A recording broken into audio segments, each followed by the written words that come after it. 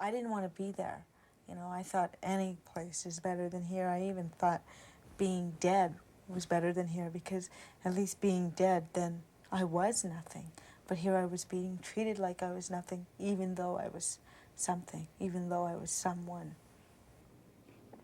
I was scared. I really didn't know what was happening.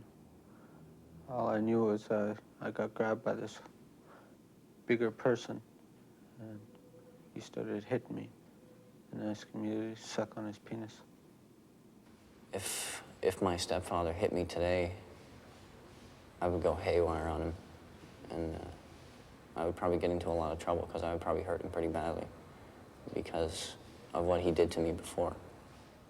He would turn around and say, if you're not going to do it, I'll get your sister to do it. And she's so close to me. Like, I told him, I said, hurt me, because I'm used to it. And I didn't want her to feel the same stuff I was feeling or had to do. We've all got real problems, but can't always solve them. We need someone to listen, cause we all need some talking. Some try to ignore, but we've got to explore. We cannot hide it all away, let's do this together. Well, I'll talk to you, and you'll talk to me. We've got to reach out to set ourselves free. Degrassi talks, coast to coast, we hear real stories from real people. Degrassi talks, Degrassi listens. you're not alone, let's do this together. Degrassi talks. According to the United Nations, every child has the right to love, care, and affection. But it is surprising how many of us are not protected by this right. Physical, emotional, and sexual abuse happens to many young people. I'm Rebecca Haynes. In the Degrassi series, my character Kathleen suffered physical and emotional abuse from her boyfriend. Since school's been out, we've traveled across Canada to talk to teenagers. Some of the stories we're about to share with you are very disturbing. But if we don't open our eyes to the truth, how are we going to stop further abuse? You want to do an intro? Yeah, sure. And rolling. Hi, this is Stacey Mustician for Degrassi Talks. When is it okay to hit a kid? I don't think it is okay at all. You don't hit kids because they're so small and fragile. Except if it's my brother, you can hit him. I think that it's time to spank a child when it is misbehaving, and that is not child's abuse to me. In the Toronto West Detention Centre, we spoke with Matt about his early relationship with his stepfather. He had me in my bedroom, and he had my pants down, had me over his knee, and just laid an extremely brutal whipping on me. My behind was red and blue. I mean, the veins were just sticking out. It was, I don't even know how to describe it any better than that. It hurt.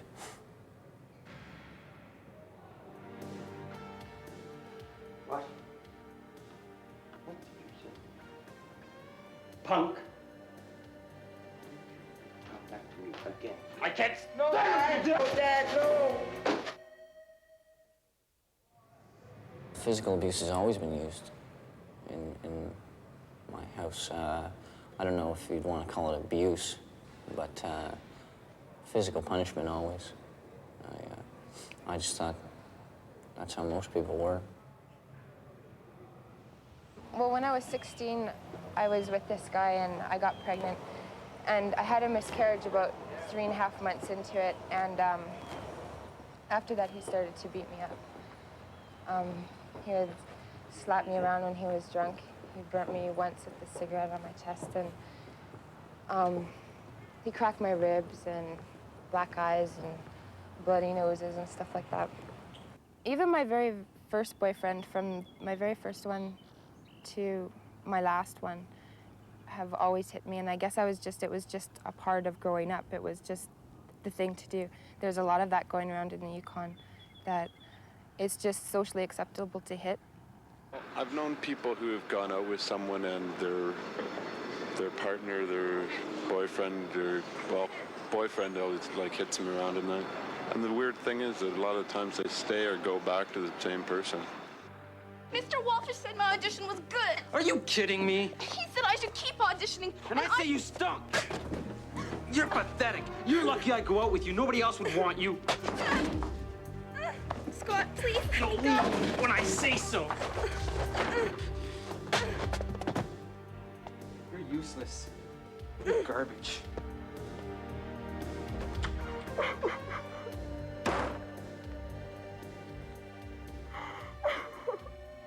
What is emotional abuse? I think emotional abuse is when someone plays with your feelings. It's mostly negative and you never get anything positive, and it's just, it can really hurt. That's when, I guess you'd say your parents would tell you stuff like, oh, you're no good, you're not, you know, you're never gonna be anything, stuff like that. Laquita lives in Kamloops, BC. She suffered years of emotional abuse from her parents. I was born with cerebral palsy, and it affects mainly the lower part of my body, my legs and my feet. My parents were really, I don't know, they wanted to shut me away. They wanted to make they didn't like me being out in public. They were embarrassed by it, you know, and they didn't want to acknowledge that I existed. So they tried to hide me away from it. They tried to make not only did I not have a disability, but that I wasn't a part of their family, and that was hard. Actually, it hurt, if anything, because I didn't understand what was going on. I wasn't allowed out of my room at one point for, I guess, 8 months. I'm not sure. Time, when you're stuck in a place, time just drags, and you don't bother to keep count of it. So I lived in my room for quite a long time, and I wasn't allowed out. They wouldn't even let me go to school. So how did your parents' treatment make you feel about yourself? Well, low, if anything. I mean, sometimes I wondered why I was even in existence. You know, obviously they didn't want me, and I didn't want to be there. You know, I thought any place is better than here. I even thought being dead was better than here, because at least being dead, then I was nothing. But here I was being treated like I was nothing, even though I was something.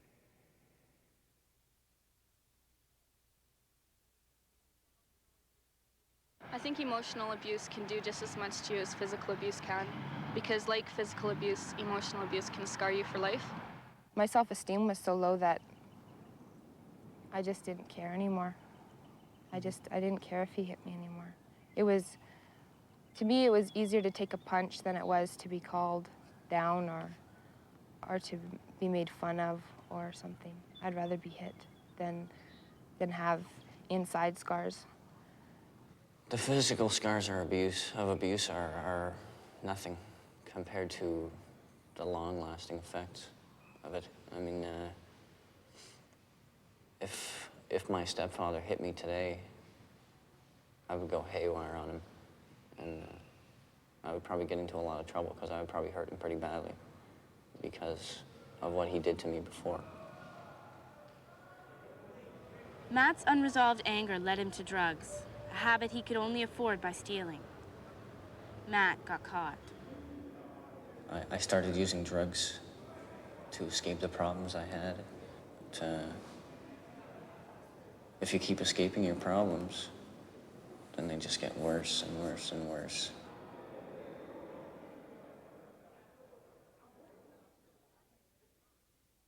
What is sexual abuse?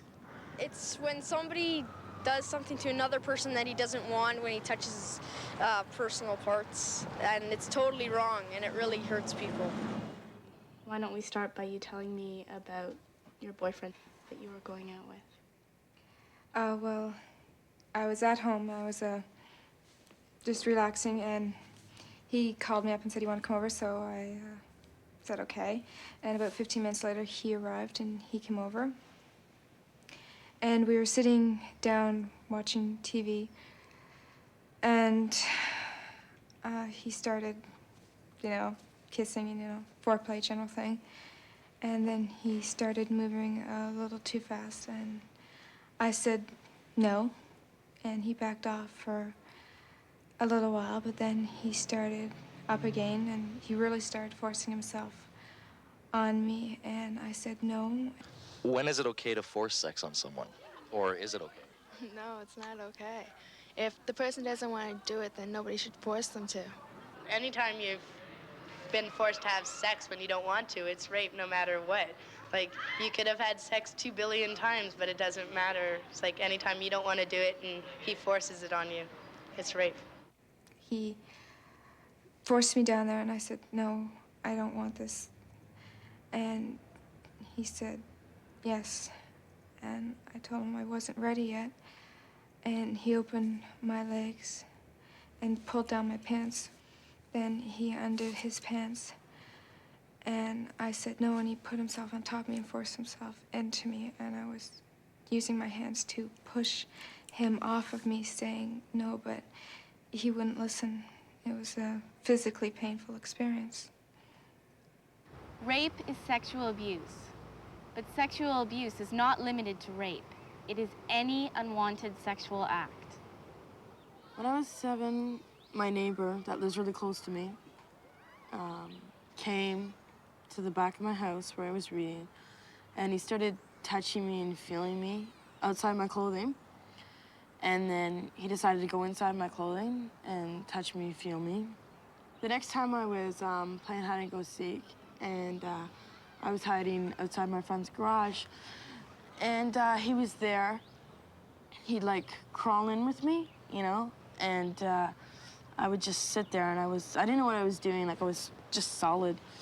And he'd whip out his penis at me. He told me to suck it like a hot dog. Well, that freaked me out. Like, I was like, I've never seen one before, you know, and I was, and he goes, it's just like a hot dog or sausage, you just suck on it. So he made me do that for a long time.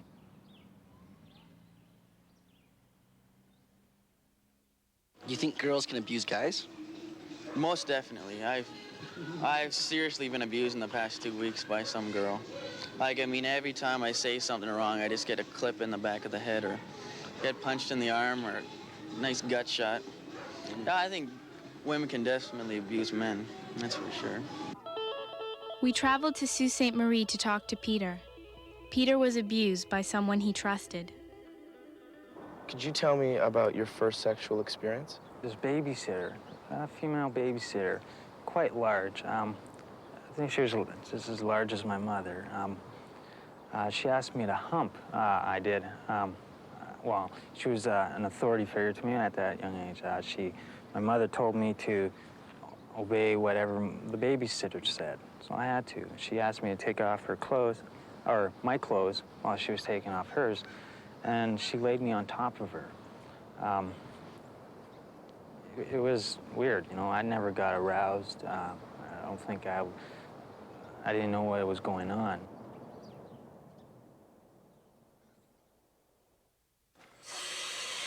Beaucoup de personnes pensent que c'est seulement les femmes qui sont des victimes d'abus sexuels.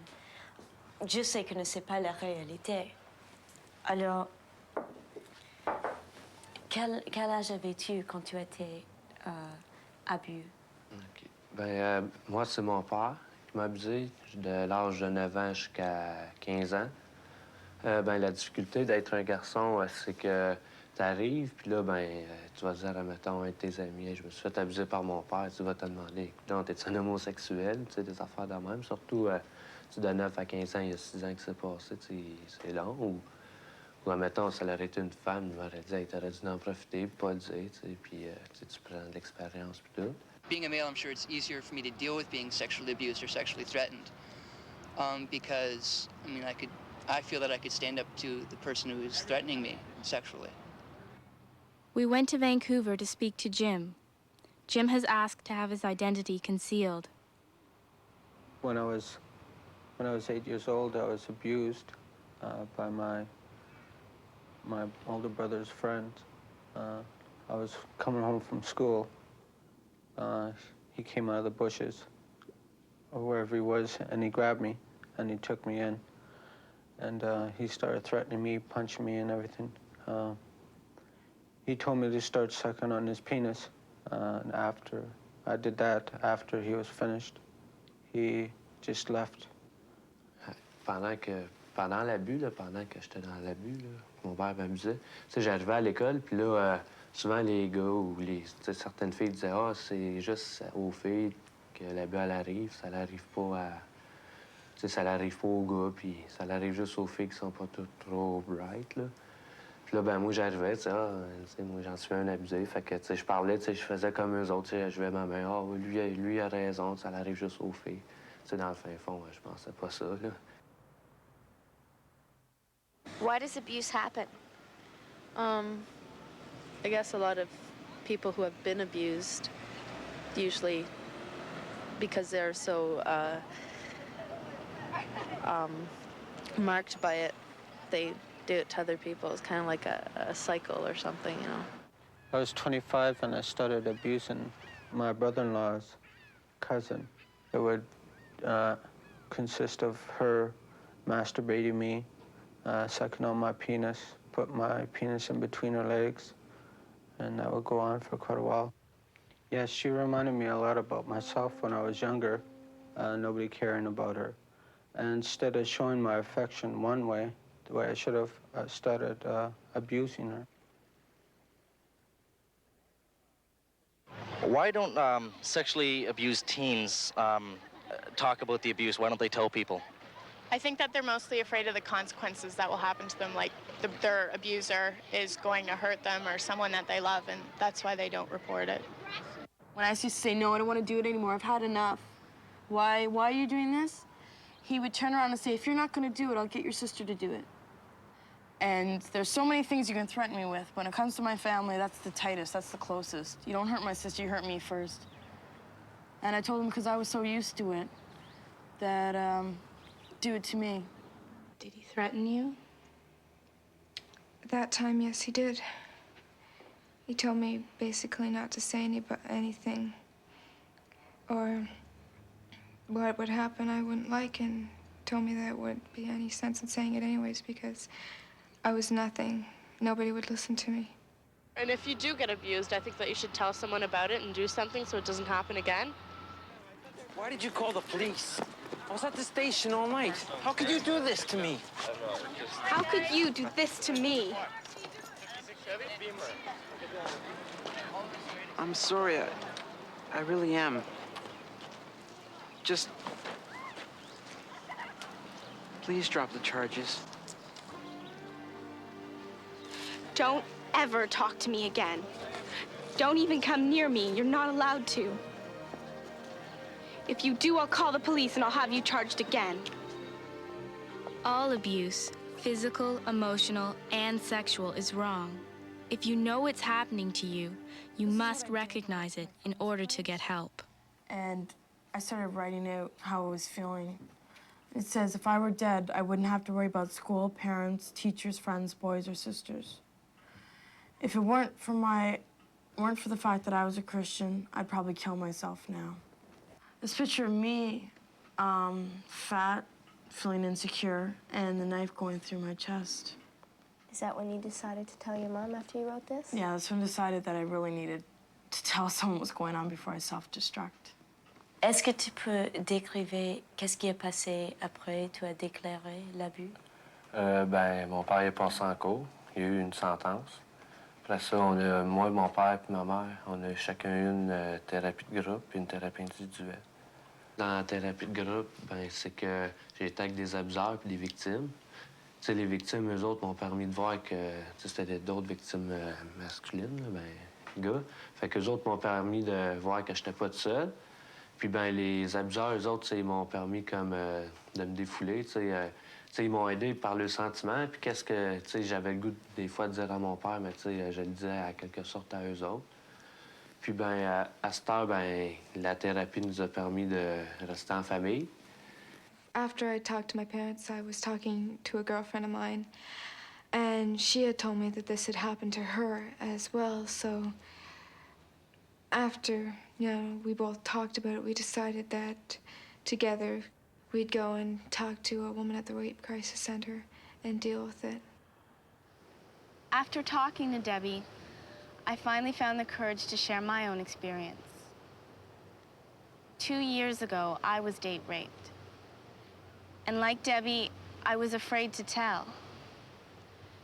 Now that I'm getting counseling, slowly I'm accepting the fact that it's not my fault. There are people out there who will listen. And by telling, you not only help yourself, but you might also help the person who abused you.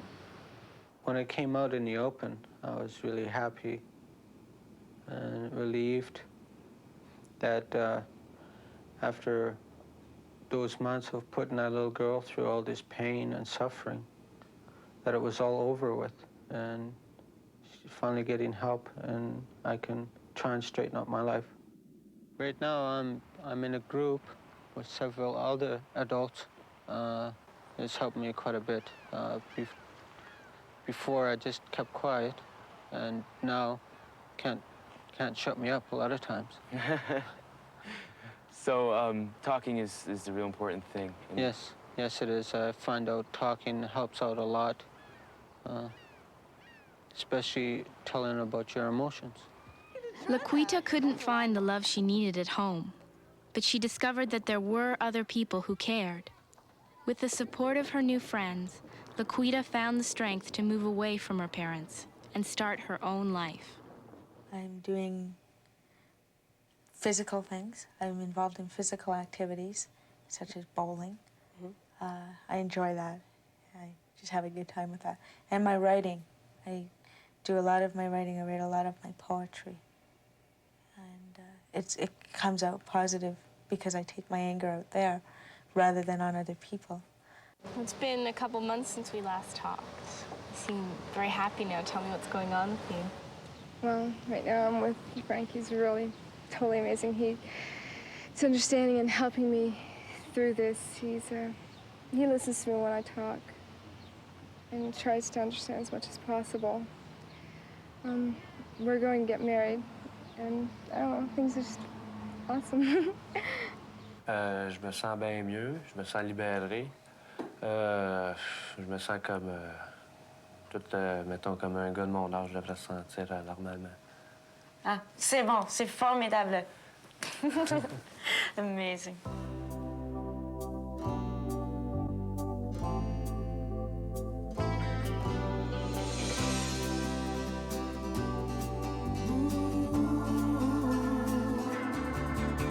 We've all got real problems, but can't always solve them. We need someone to listen, cause we all need some talking. Some try to ignore, but we've got to explore. We cannot hide it all away, let's do this together. Whoa, I'll talk to you, and you'll talk to me. We've got to reach out to set ourselves free.